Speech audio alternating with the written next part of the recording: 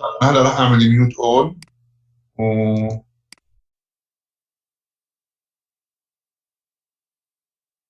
وراح اعمل الاول اليوم الشاشه سوري ما عملتش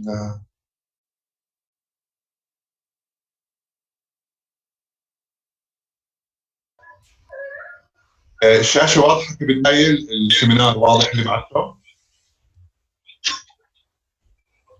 طيب تمام. بسم الله. طبعا اليوم سيمينارنا اليوم سيمينارنا على الابر ليمب فراكتشرز. كبداية أنا دكتور محمد داوود، استشاري جراحة عظام مفاصل، بدرس بجامعة مؤتة وعندي عيادة في مستشفى الكلى الحكومي. اليوم رح نبلش بالابر ليمب فراكتشرز. لما نحكي عن الابر ليمب فراكتشر، قبل ما نحكي عن اي شيء بالفراكتشر وي هاف تو نو سم سورت اوف اناتومي. رح نبلش بالاوستيولوجي تبع الابر ليمب. زي ما كنا بنعرف الابر ليمب بتبلش من السكابولي والكلافيكل. الكلافيكل فيه لها تو ارتكيوليشن مع السترنم، مع السترنو كلافيكولار جوينت، وفي عندنا ارتكيوليشن مع الاكروميون سكابولا، ففي عندنا اكروميس كلافيكولار جوينت.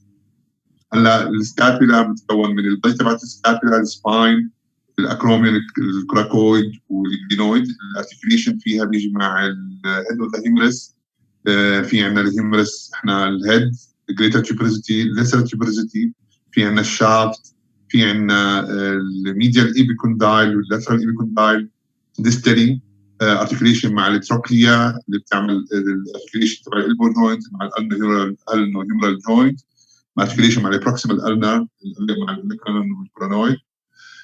في عندنا راديال هيد بروكسيمالي بتعمل ارتكيوليشن مع البروكسيمال راديو النر جوينت. في عندنا النر شافت، راديوس، ديستال راديوس، ديستال راديو النر جوينت. في عندنا الكاربال بونز. ودائما بحكيها للطلاب انه احنا عيب نكون طلاب سنه خامسه كليه الطب تخرج ما بنعرف الكاربال بونز. ففي عندنا احنا 8 كاربال بونز، البروكسيمال رو والديستال رو. بروكسيمال رو من راديال تو النر. في عندنا السكافويد، لونيت، ترايكوتريم، بيزيفورم. بالديستال رو بتكون برضه من راديال تو النر، ترابيزيوم، ترابيزويد، كابيتيت وهاميت. طبعا بالهاند في عندنا الفايف ميتاكاربال بونز، وفي عندنا 14 فرنجيز بالسكابولا. نبلش بالكلافيكل. الاناتومي تبعت الكلافيكل كلنا بنعرف الشيب باترن تبعت الكلافيكل. الشيب باترن تبعتها في انها anterior surface posterior surface. بس نتذكر من الشغلات اللي بتيجي فيها على الكلافيكل اللي هي المسكولار اتاشمنت لها. في عندنا superior aspect medially بيجي الستينيكلودوماستويد مسل. في عندنا على الانفيريور اسبكت بيجي البكتوراليس، انتيريور انفيريور بيجي البكتوراليس ميجر والدلتور. هذول بالفراكشر بيهمونا عشان هذول ممكن يكونوا لهم سبب بالديسبيسمنت تبعت الفراكشر. الفانكشن تبعت الكلافيكل هي اول مين اهم فانكشن لها اللي هي ترانسميشن اوف ويت. هي بتعمل ترانسميشن اوف ويت من البروكس من الابر ليمب كلها بتعمل up to the sternum and the axial skeleton. بدنا نعرف شغله انه الموفمنت تبعتها زي روتيشن، ما في موفمنت ابورد داونورد. الستيرنوكلودوماستويد، الستيرنوكلافيكولار جوينت والاكروميك كلافيكولار جوينت الموشن تبعتها بتيجي روتيشن، ما في لها ترانسليشن. لما نيجي نحكي عن الكلافيكل فراكشر في باترن للفراكشر او احنا ميكانيزم اوف فراكشر حكى لكم عنها بالسيمينار الماضي دكتور محمد ابو هلال. دائما بالابر ليمب في ميكانيزم اوف اكشن، ما ميكانيزم اوف انجري. دائما فولينج ان اوت ستريتش هاند، فلو يفول ان اوت ستريتش هاند وايدك مرفوعه فغالبا بتصير الفراكشر ترانسميشن اوف ويت. حسب ممكن يصير من اوت فولينج اوت ستريتش هاند، ممكن يكون في فراكشر بالميتاكاربال بونز، كاربال بونز، بالفور ارم او بالارم، او ايفن ممكن يكون هذا الكلافيكل ويعمل الفراكشر فيها. برضه من ضمن الشغلات اللي بتيجي عليها دايركت انه تفول اون ذا سايد على الهيد اوف ذا شولدر، فهذا بيعمل امباكشن على الكلافيكل، ممكن يعمل فراكشر. الكلافيكل we classify it according to the site. ففي عندنا احنا according to the medial third اللي فيه 5% من الفراكشر بتكون، في عندنا الميدل third almost 80% of the fracture، في عندنا lateral third almost 15% of the fracture. most common اللي هي 80% اللي هي بالميدل third. لا زي ما احنا شايفين هون على الاكس راي في عندنا الكلافيكل فراكشر، في اوفرلاب فيهم for more than 2 centimeters. وحتى لو لاحظتوا على الجهه الثانيه هاي اللي هون في صار سبير مايجريشن للبروكسيمال بارت، اجت الافكت تبع الستينوكلودوماتويد ترفع الكلافيكل لفوق او سوبيريورلي، والديلتويد والسبريس الديستال بارت داونورد. فهذا هو بيعمل زي ديسمباكشن، بيعمل نوع من انواع الديسبيسمنت تبع الفراكشر. النوع الثاني منهم النوع الثالث او الكلاسيفيكيشن الثاني اللي هو يكون lateral third.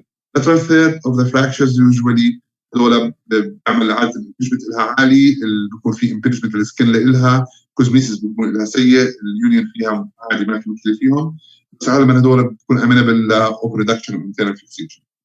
هلا لما نيجي نحكي عن التريتمنت تبع الكلافيكل فراكشر we can classify them according to the age first of all، بعدين classify them according to the size and displacement. في حالة إنه كان pediatric age group almost always we treat them conservatively. How do we treat them conservatively? We put either an arm sling for them or a figure of eight. The arm sling, its main function is to transmit weight of the upper extremity to the C-spine. You transmit the weight of the upper limb to the C-spine. In the case of the figure of eight, its role is to displace the clavicle and to reduce it. That was supposedly literature. There's no difference between both of them. Usually we treat them in pediatric age group, in adults, unspaced fracture. We try to, in our general rule, we do conservative treatment by arm sling or figure of eight. In some cases, there's an indication for open reduction internal fixation. This indication includes either it is an overlap more than 2 centimeters as in X-ray before. If there is a tinting of the skin and impinging of the open fracture, this is an indication for open reduction internal fixation.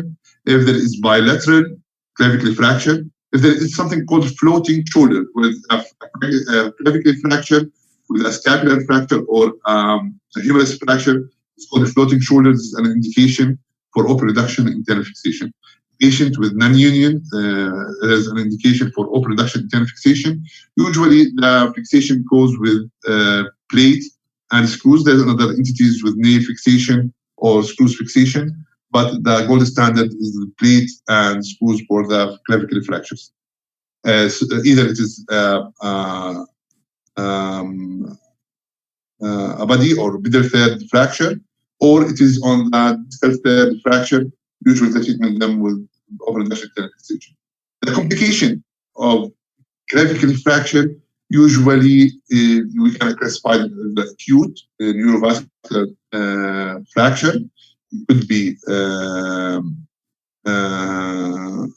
chronic or moderate. There is an area. In the patient treated with non-operative treatment, the most common complication is osmosis, the presence of lump. Presence of the lump in the anterior aspect of the chest or the side of the clavicle that will notice after the healing of the fracture, in the presence of the ALS around the fracture site. Now I will start to do something. I want to unmute. كبداية الكل سامعني؟ في مشكلة؟ عبد الله شباب. كيم الله يعطيك العافية. يعافي عمرك. شوية في خرفشة تقريبا بالمايك، ففي كلمات تكون مش واضحة يعني، ما بعرف إذا الملاحظة موجود عند الكل ولا بس عندي أنا يعني. ملاحظ هون كمان. عند الكل صار.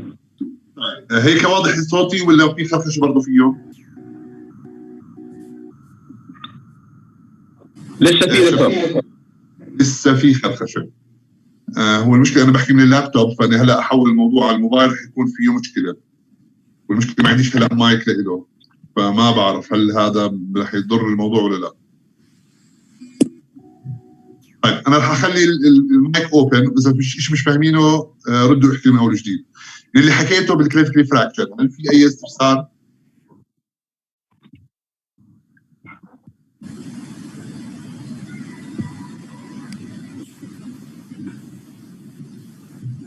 شباب لا حكي.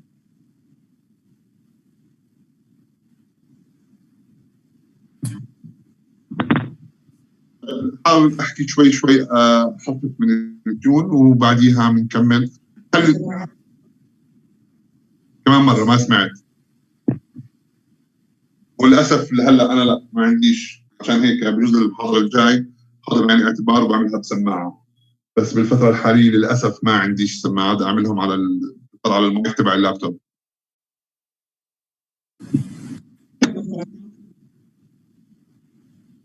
خلص بجرب. طبعا رح نكمل السيمينار احنا عن السكابيلا او اللوحه تبعت الكتف. هي زي تريانجلر شيب، زي ما حكينا هي بتتكون من البريد او البادي تبع السكابيلا، السباينس بروسيس، الاكروميون، الكوراكويد والجلينويد والنيك او ذا جلينويد.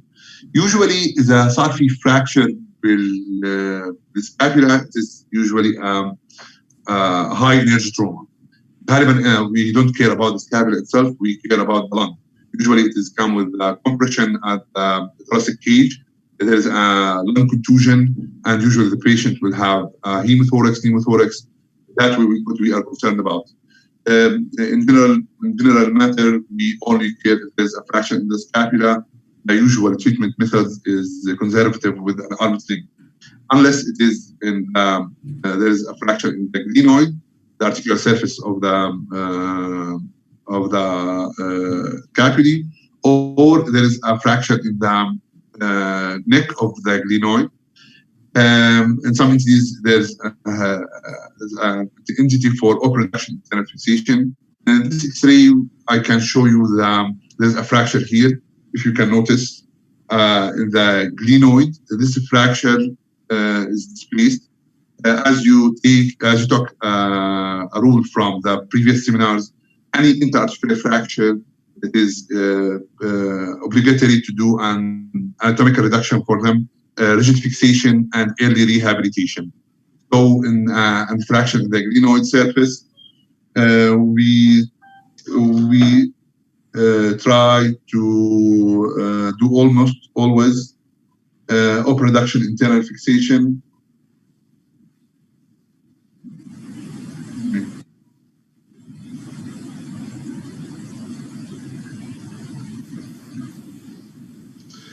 Open reduction internal fixation with screws in this entity to reduce the articular surface, because the articular surface will cause some, in this area, if you notice, the movement of the shoulder will cause the cartilage of the shoulder to disrupt. That will lead to early arthritis of the joint. This is the entity of the scapula and the shoulder. We go now after that for the humerus fracture. The humerus we can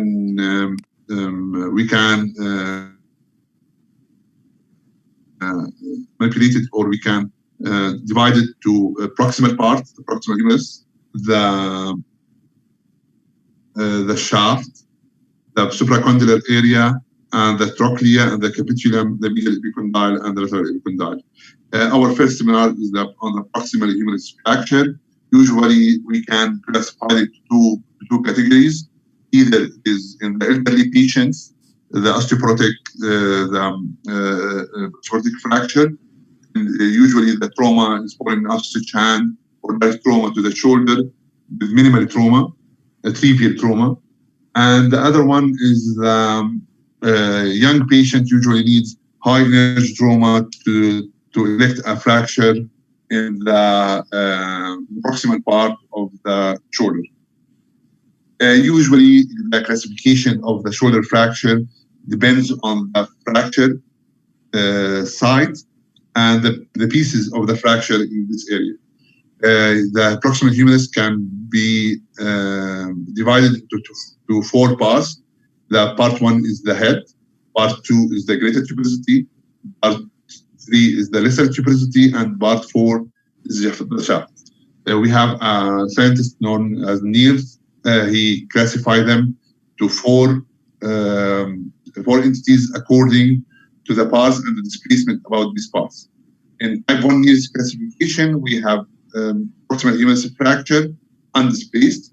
In part 2 or type 2 Niels classification, we have two parts fracture displaced, and the displacement is either 1 centimeter or more than 45 degree angulation.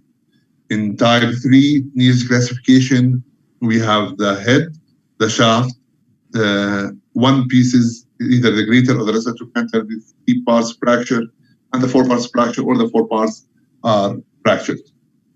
So what's the difference, or what that give us the meaning for this kind of fracture? It depends on the site of the fracture and the entity of the patient for the treatment for them. For the first one, the type 1 fracture, almost always we treat conservatively with arm sling or shoulder immobilizer for from 2 to 4 weeks. Then we can advise for active range of motion. You need to not see it.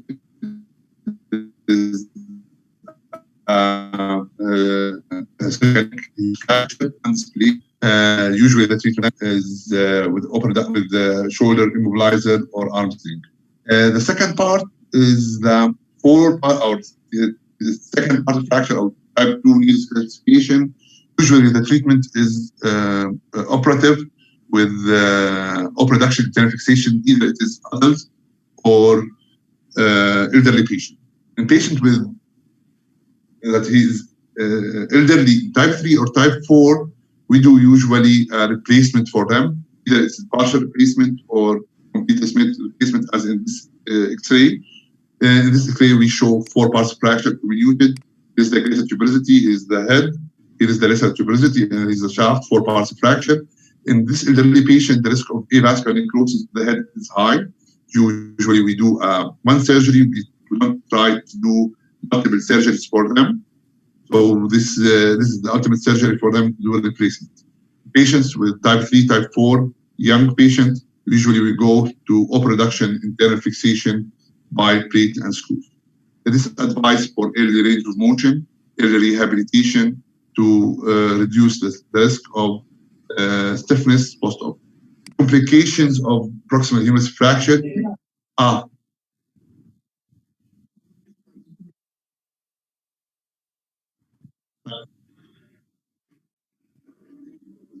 بإمكاننا نحول على التليفون. ثواني بس.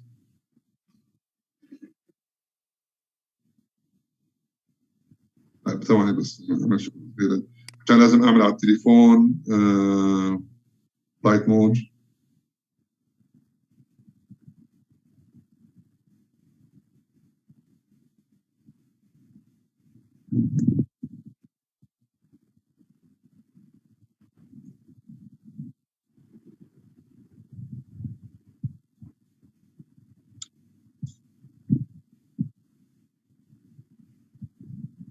اللي في معلومات حابب اوصلها بس بالكلافيكل بالسكابيلا. هلا بالكلافيكل فراكشر احنا المهم اللي هو في شغل نوعين من الفراكشر، يا اما بيكون على الميدل ثيرد يا اما بيكون لاترال ثيرد.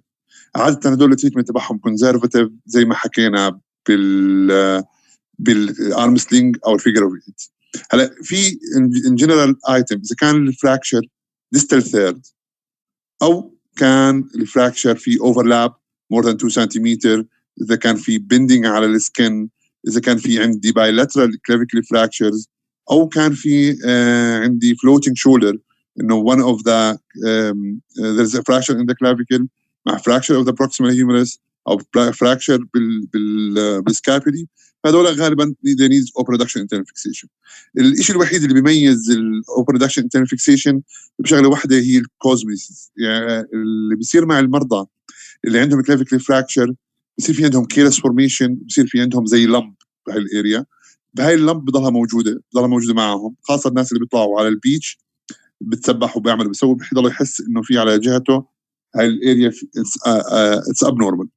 ان سم انتيتيز لا الاريا بتكون مش مشكلتها بالابنورماليتي تبعتها. في بعض الستاديز انه يو ويل ديكريز بالحال من الناس اللي بتعالج كونزرفتيف السترينث تبع الشولدر اراوند 20%. هذا لحد ما مش كثير قوي الحكي فيه.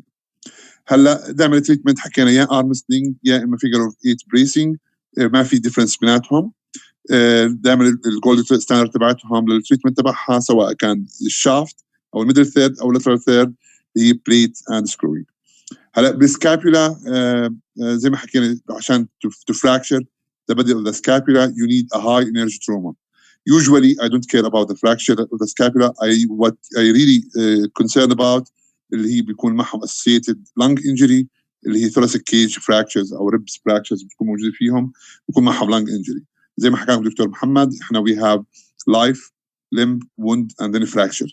بريد عنده نيموثوركس اكيد اللايف تبعته حتكون اهم بكثير الفراكشر تبع سكابولي. يوجد التريتمنت تبعهم كجنرال رول اللي هو كونزرفتيف بنحط لهم بس ارم سلينج، الا اذا كان في عندنا جلينويد فراكشر او جلينويد نيك فراكشر، وقتها التريتمنت تبعهم بيختلف الموضوع، بصير بده اوبن ريدكشن انترنال فيكسيشن اذا كان في ديسبيسمنت عشان نرجع الارتيكولار سيرفيس ونقلل الريسك اوف ستيفنس اند ريسك اوف اوستيوارثرايتس على الشولدر. هلا في حاله الهيومرس fracture we classify the humerus to proximal part, the shaft and the distal part. The proximal part احنا حكينا في two patterns لهم، either it is elderly patient or young patient. elderly patient هذول هذا بيكون insufficiency fracture للمرضى الاوستيوبروتيك، فغالبا بدهم يكون severe trauma لهم، فغالبا easy to configure. فهذول we classify them according to the size او according to how many pieces present بالfracture. فإذا كان في unspaced fracture like this one with no angulation, usually it is we can treat it by conservative treatment shoulder immobilizer أو arm sling. في حالة إنه كان young patient type 2, type 3, type 4 fractures we treat open reduction internal fixation ببليت and screws. البيشنت الالدرلي type 2 sometimes type 3 التريتمنت تبعهم بيكون زي اليونج بيشنت بأوبن ريدكشن internal fixation. بحالة إنه كان multiple pieces fracture or four parts needs classification type, usually it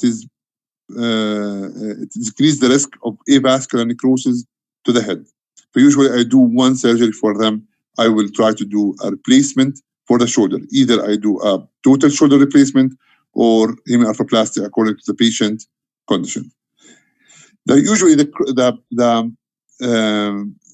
the complication of proximal humerus fracture could be the first one is nerve injury. Any fracture in the proximal part, there is an axillary nerve around the shoulder here. If there is an entity on the axillary nerve, there is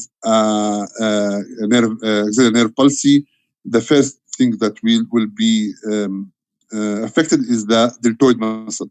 As you know, the axillary nerve will give supply to the deltoid muscle and the teres minor. So you will notice the patient will also decrease the sensation over the tip of the shoulder. The other complication is malunion. Usually when there is a proximal humerus fracture, the proximal part of the distal part of the humerus will migrate upward. Excuse me, the pointer.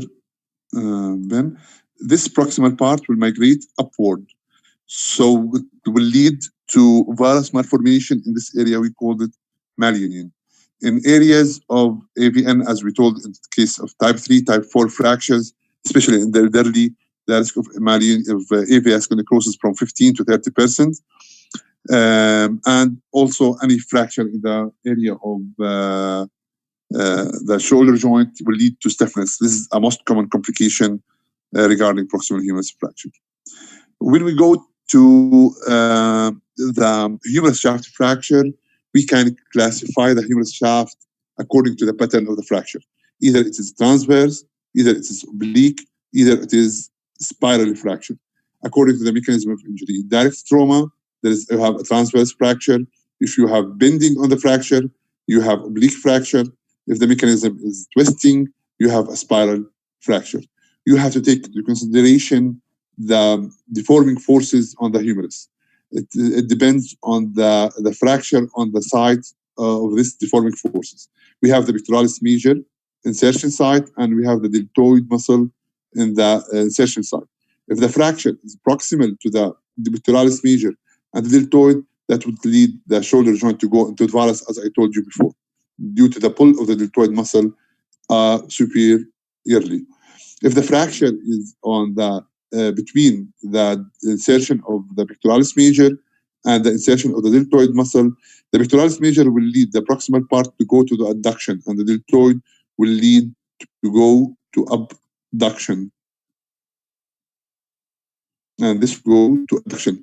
This will give a site of adduction on the proximal piece and abduction on the other piece that will increase the risk of displacement.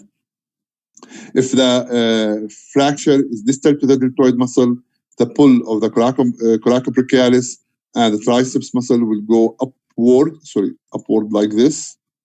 That will lead to the deforming forces of the fracture. As you told before, this is a diaphyseal fracture.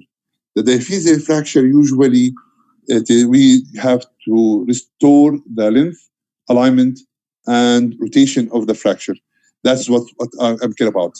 The humerus, we call it a forgiving fracture. Even if there's a slight malunion, we can accept this malunion because of the wide range of motion of the shoulder joint. Near this fracture or near this area is the spiral groove. The spiral groove where the radial nerve is bypassing here near the fracture site. We have increased risk of radial during this fracture. Usually, the treatment of this fracture is conservative with hanging cast.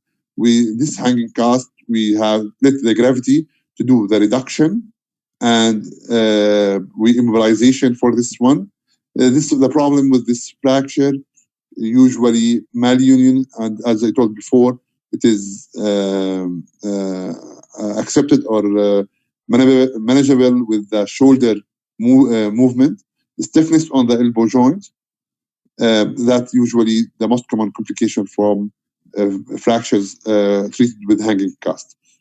The other way of treatment for shoulder, for humerus fracture is with op reduction internal fixation by plate or screws or by nail fixation. Usually there is an indication for plating or op reduction internal fixation of the humerus fracture. Either you have a floating shoulder, as I told before, you have fracture in the humerus and fracture in the clavicle, or floating elbow, fracture in the humerus and fracture of the both bone forearm, or if there is bilateral humerus fracture, open fracture, if there is a fracture after manipulation, if there is a radial nerve injury after manipulation, will lead to, you have to explore for radial nerve palsy, and in case of non-union. In a fracture, the pathological fracture is an entity where you have to fracture to do op reduction internal fixation. There is an entity called Holstein-Lewis fracture. It is description for distal 1/3 humerus shaft fracture, where the radial nerve emerge from the anterolateral aspect of the arm. That increase the risk of this importance only that increase the risk of radial nerve injury, according to the studies, from 18% to 33%. This is an entity just for radial nerve, and the treatment is like the treatment of radial shaft fracture, either cast immobilization with hanging cast or with op reduction internal fixation with plate and screws. Now, we can go to distal humerus fracture. The distal humerus fracture is different way. Distal humerus fracture, it is intra-articular fracture. Any intra-articular fracture, as I told you before, we have to anatomize the reduction, and you have to do rigid fixation and early rehabilitation. With this type of fractures, we have the three main classification. Either it is type A, which is a supracondylar fracture without an intra-articular extension. The type 2 fracture, type B fracture, we have only one part intra-articular, but the other piece is integrated. The other one is the two parts, either the medial epicondyle or the lateral epicondyle is a fracture, and the dissociation with the proximal part of the fracture. Usually, it is treated operatively to reduce the fracture site with double plating and interfragmentary screw fixation to secure the site and the phase of the fracture itself. Usually, the distal humerus fracture complication, vascular injury in an acutely phase. Usually, they have brachial artery injury. Nerve injury usually happens either due to the fracture itself. We have a radial nerve injury or medial nerve injury, or it could be due to done with the surgery itself. Usually, the most common complication is with ulnar nerve injury. The most common complication with distal humerus fracture is stiffness and the presence of atropic ossification, where is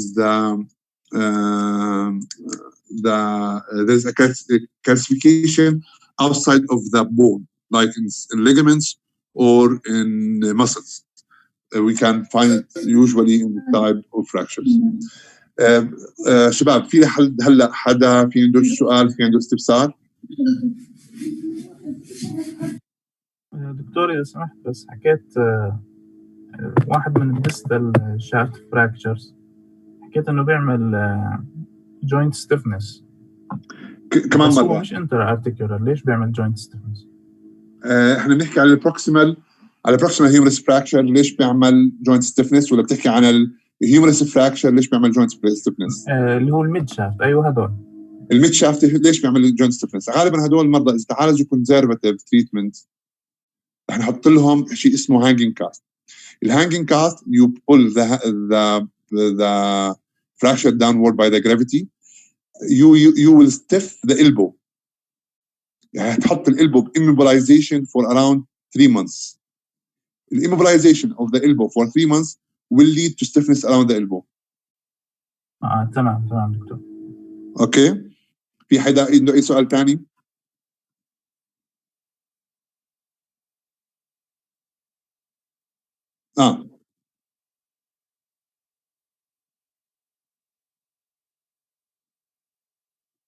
هلا انا بالنسبه لي دائما المحاضرات هي نوع من انواع المحاضره هي بس فور يعني كلاريفيكيشن.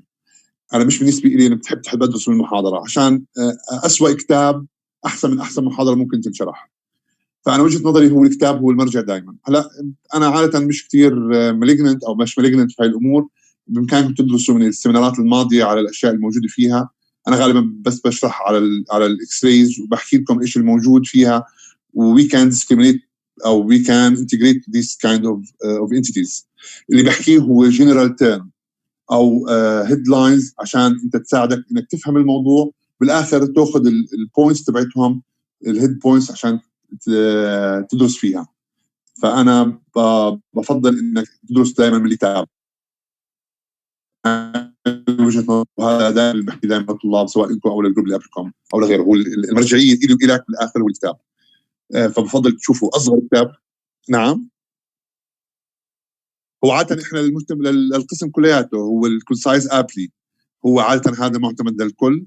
بتلاقي المعلومات اللي حكيت لكم اياها واحسن منها بتكون طريقه افضل والدراسه فيها افضل طبعا. في اي سؤال؟ في اي استفسار ثاني؟ شباب اموركم تمام؟ نكمل ولا ناخذ شويه بريك نكمل بعدين؟ تمام حكيم. هلا احنا قديش كنا ماشيين بهذا السيمينار عشان نعرف قبل ما نكمل بالجزء الثاني اللي هو الفور ارم فراكشرز.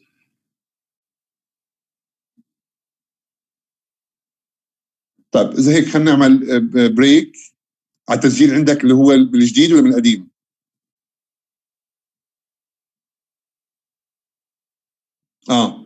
طيب بتحب نكمل او عشان لسه نكمل مع بعض على الفور ارم فراكشرز؟ لما نحكي عن الفور ارم فراكشرز بدنا نحكي على radial head and neck fractures, olecranon fracture, Monteggia fracture dislocation, Griazzi fracture dislocation, both bone forearms, radius and ulnar shaft, and the radius fracture.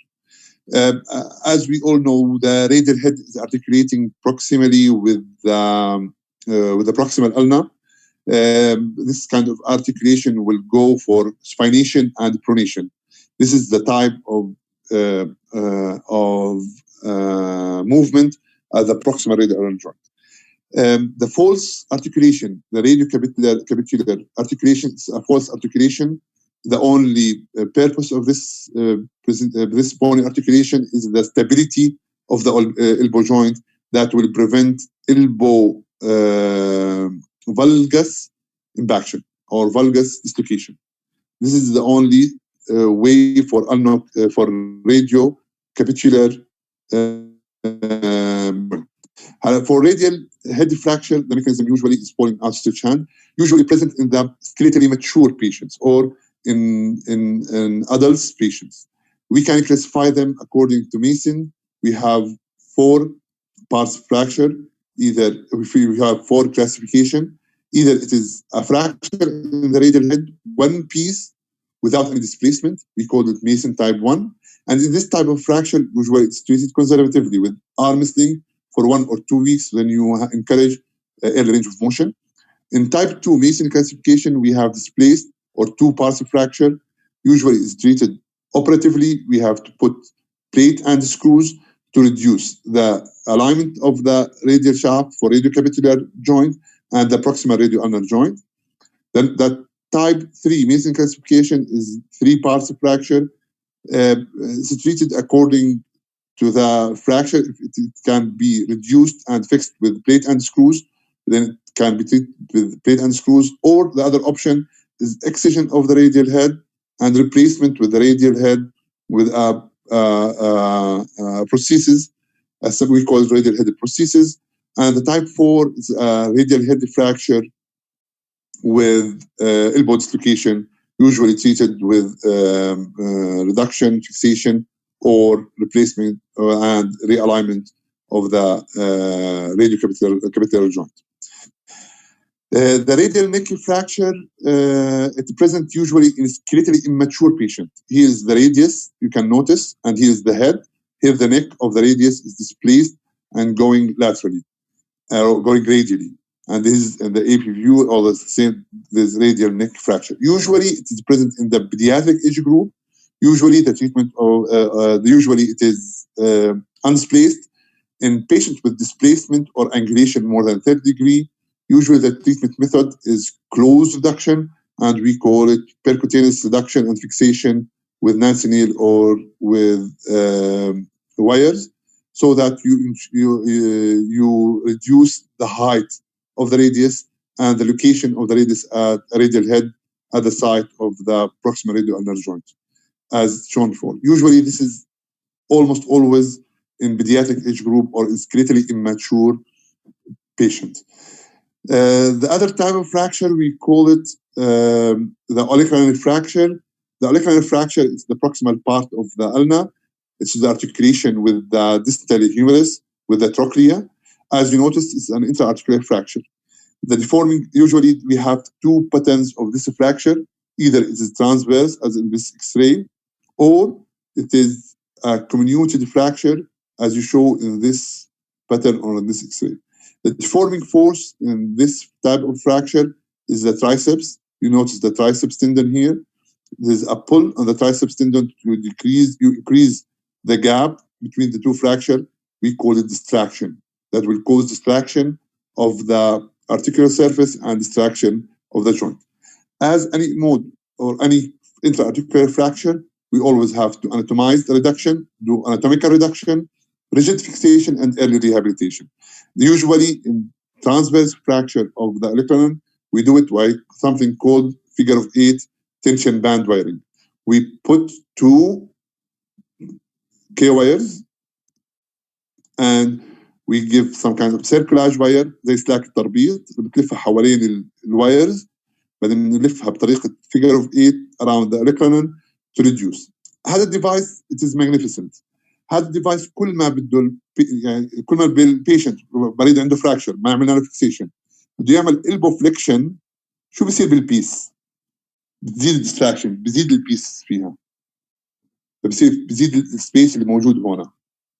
بينما بالديفايس اللي من هون اللي موجود تنشن باند وايرنج، كل ما البيشنت بيعمل فليكشن كل ما التنشن باند وايرنج بيعملوا كومبريشن على الاريا اللي موجوده هون والاريا اللي موجوده هون، فبيعمل زياده كومبريشن على الفراكشر سايت.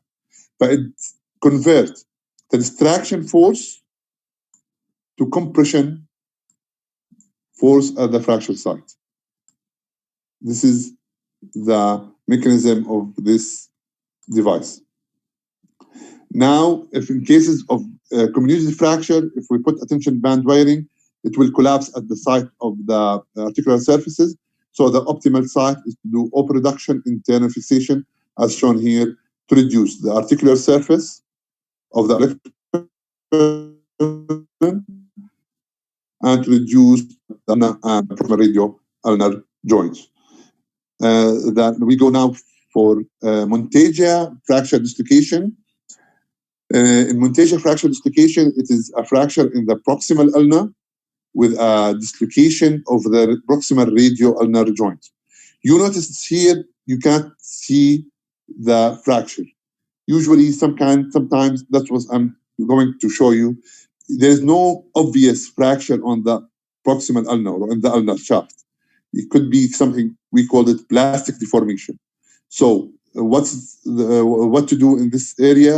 You have to notice the dislocation from the radius. We have a line called radiocapitular line.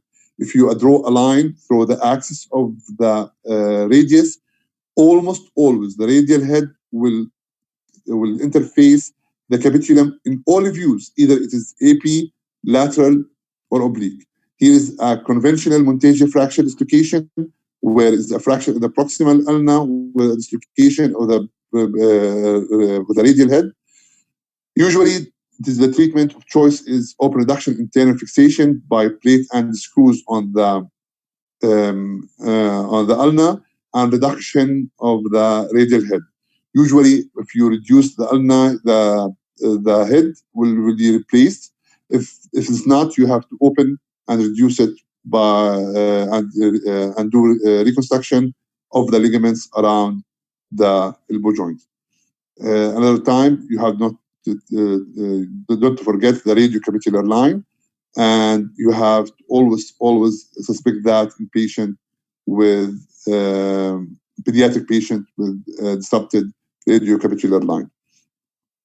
The alternative entity, it is the Gileadzi fracture dislocation, where it is the fracture in the radial shaft with dislocation of the distal radioulnar joint, as you see here before, and almost the treatment method is open reduction, internal fixation, and fixation of the distal radioulnar joint with KOS. The previous one was the Monteggia fracture dislocation. We have fracture in the ulna and dislocation of the proximal radioulnar joint. In this type of fracture, most commonly there is posterior interosseous nerve injury. The posterior interosseous nerve is responsible for the posterior compartment of the forearm and the hand that will lead to extension of the wrist and extension of the hand. In patient with posterior interosseous nerve injury that increased in Monteggia fracture dislocation will have finger drop. In patients with radial Monteggia fracture dislocation, most common injury going to the ulnar nerve due to dislocation here in this area and the compaction of the carpal bones. The other entity is the fracture of the both bone radius and ulnar fracture. we have both bones fracture. We are discriminating from the other species or the animal species is from our movement for supination and pronation. The difference between the animal species and the monkeys is the pronation supination. We can do supination pronation, and this is the action of the distal and proximal radioulnar joints that's not present in other species or animal species. We consider the radius and the ulna is a joint. So as we told before, the fracture, the radius or ulna is like a fracture in a joint. We have to anatomize the reduction and early range of motion. And that depends on if either the patient, according to the patient age. If the patient is below 12, we usually do close reduction and cast immobilization.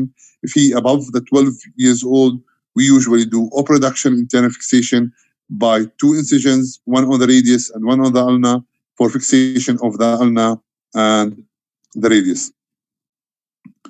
The other entity or the last entity with this postpone for R is the distal radius fracture. شباب ممكن ناخذ بريك بس 5 minutes. عبد الله شباب. طبعا حكيم.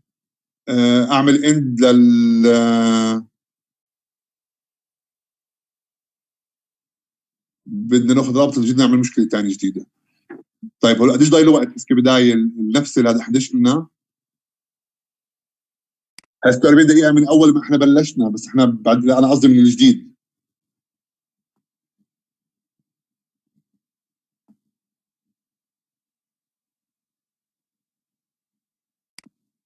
ندخلها كمان مره ونعمل شيء السلايد من اول وجديد.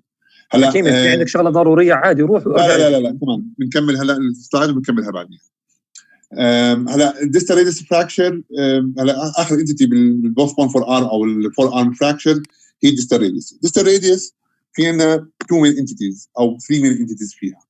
هلا اول شيء بدنا نحكي هذا اول من وصفها واحد اسمه كوليز، وصفها ب 1800 1803 1805 around that number او اخر 1700 18th century.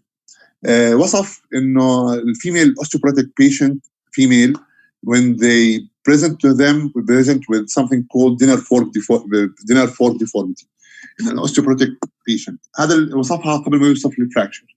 فغالبا distal radius fracture we can classify them according to the site. Either it is extra-articular dorsally or it is extra-articularly volary as shown here in this fracture pattern. It goes volar volar alignment. And either could be an extension to the interarticular fracture. Here's a known entity called a chauffeur fracture, which is the fracture of the radial styloid, and it is an interarticular fracture, should be anatomically reduced and early rehabilitation. As all fracture with an interarticular extension, the treatment method is open reduction, internal fixation, or anatomical reduction, rigid fixation, early rehabilitation, in case if there is an interarticular fracture. In case there is extraarticular fracture, usually the treatment method is close reduction and fixation with the cast for 4 to 6 weeks, then early active range of motion. The problem with this kind of fracture could be compression of the median nerve, carpal tunnel syndrome. Sometimes there is arthritis at the distal radioscaphoid that will cause chronic rest pain. In patients with interarticular fracture, as we said before, the treatment method usually is open reduction, internal fixation by plate and screws. Now we'll go for carpal bone fracture. The carpal bones, as I told you before, we have 8 carpal bones: the scaphoid, lunate, triquetrum, pisiform, trapezium, trapezoid, capitate, and hamate. The most common carpal bones to be injured is the scaphoid, more than 70% due to scaphoid fracture. The scaphoid, as you told before, it's blood supply. It comes from distal to proximal, not the usual one from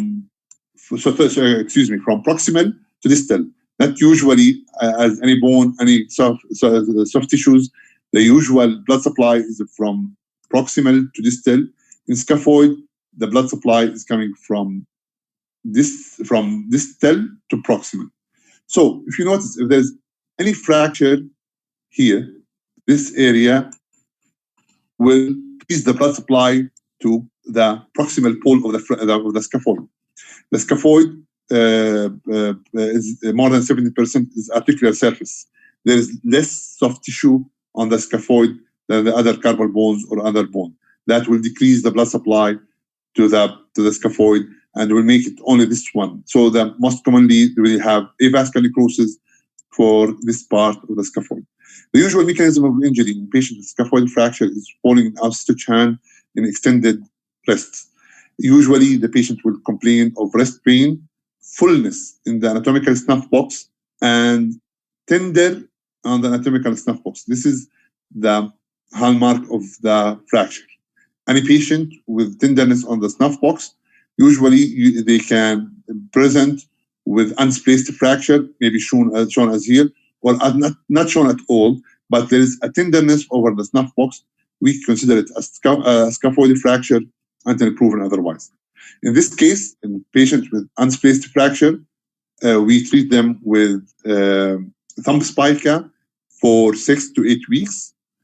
And in case there's a displaced fracture, we like this one, the optimal treatment for them is open reduction and fixation with the Herbert screw or headless screws, so that do the compression on the scaphoid and then immobilization for 1 month. The most common complication of scaphoid fracture is avascular disease, the most common one.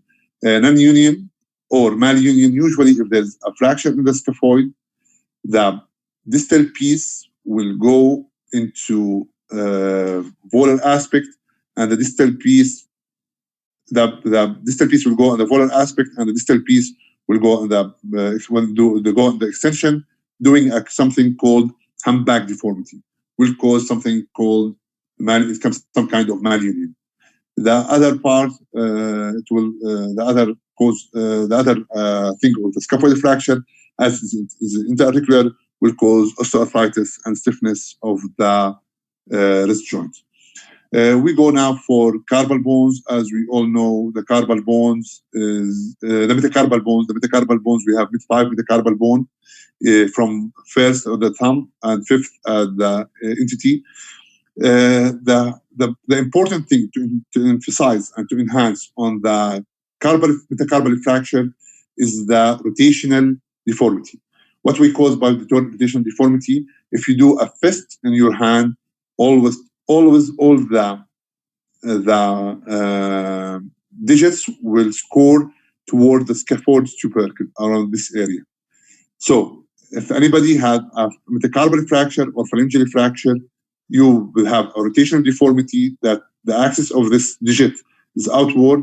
That will need an reduction and fixation for this fracture. The most common metacarpal bone fracture is the boxer fracture.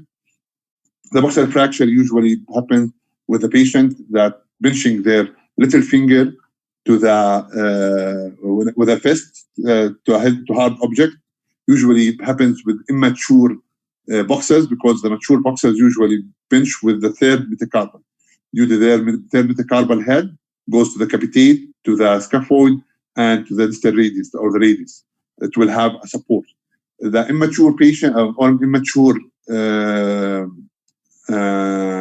boxers, the force will go through the neck of the fifth metacarpal bone, and there is no support from the carpal or the ulna or the radius. That will lead to the neck fracture. Usually, we treated them conservatively. We try to do close reduction, but it is accepted to do that.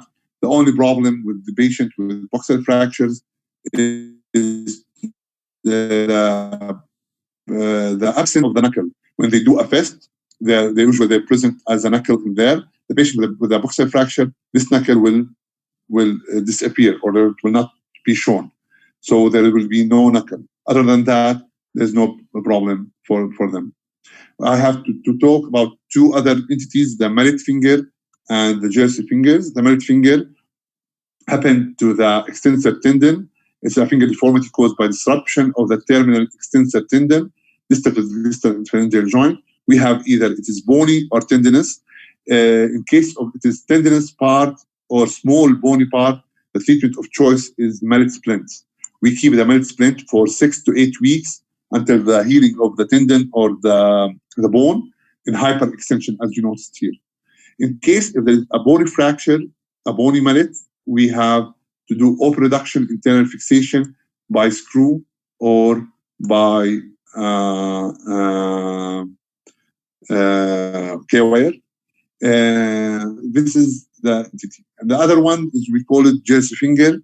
The jersey finger is the opposite. It's the avulsion injury of the flexor digitorum profundus muscle tendon. Usually could be also tendinous or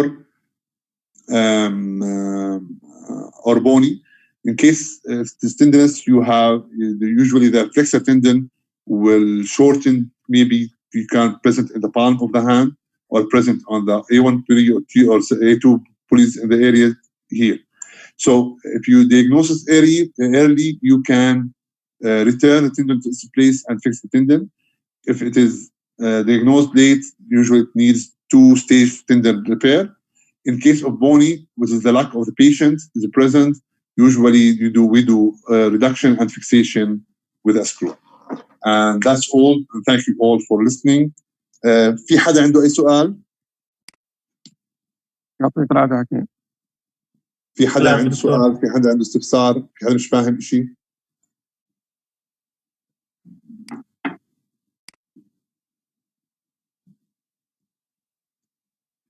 يا شباب. يعطيك العافية حكيم. طيب يعطيكم العافية. إن شاء الله بالمرات الجاية بنحاول أعمل بطريقة ثانية، بطريقة أسلوب. إذا بتحبوا أحط الكلام على السلايدز أو أحطهم بنوتس، أعطيكم سلايدات نوتس برضو ما عندي مشكلة. أو إذا والله يا ريت. الشغلة الثانية البارتيسيبنت، في حدا غايب؟ في حدا ما حضر؟ 30 منهم أنا، منهم 2 أنا. ما هي 31 موجود. طيب ماشي الحال، يعني الكل موجود إن شاء الله. طيب يعطيك العافية وإن شاء الله بنشوفكم السنوات الجاية. يعطيك العافية حكيم. يعافيك.